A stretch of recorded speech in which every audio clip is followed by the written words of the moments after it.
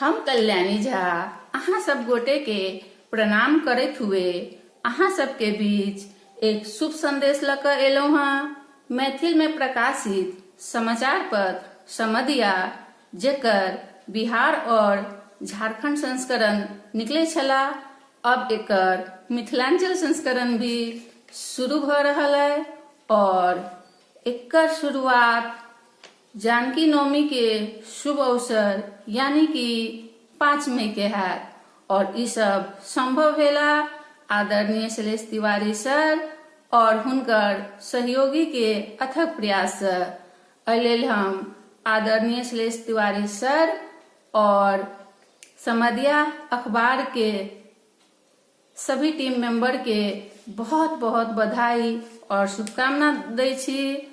जय मैथिल, जय मैथिली, जय जानकी। धन्यवाद।